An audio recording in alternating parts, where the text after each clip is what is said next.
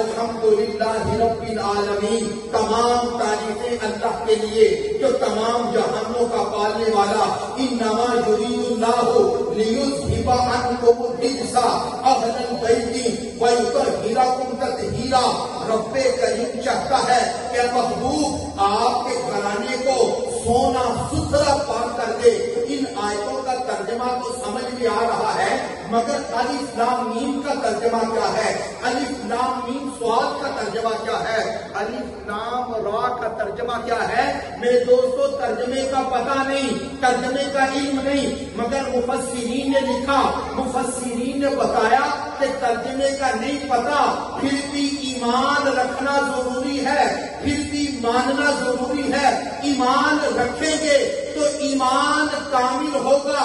اس لیے اس بات کو سمجھ لیجیے کہ وہ آیات جن کو متشابہات کہتے ہیں، ہمیں جن کے معنی کا نہیں پتا لیکن ایمان ان پر رکھتے ہیں، اگرچہ معنی کا نہیں پتا ایمان پھر بھی رکھیں گے۔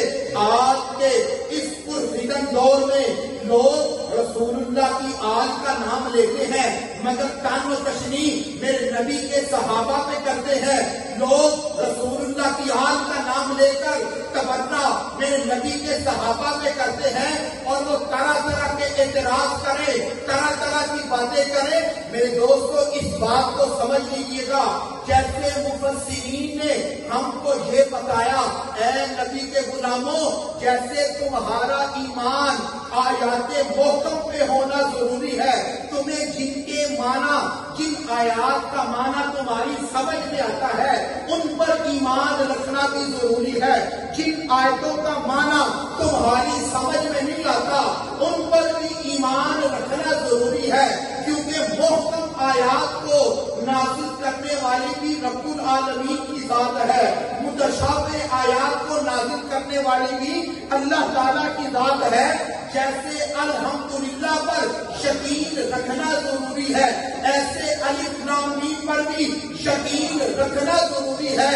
اور میرے دوستو ایسے ہی وہ میرے صحابہ جن کی عظمت و شان تمہاری سمجھ میں آتی ہے ان پر یقین رکھنا بھی ضروری ہے، ارے جن کی بات تمہیں سمجھ میں نہیں آتی ان پر بھی یقین رکھنا ضروری ہے۔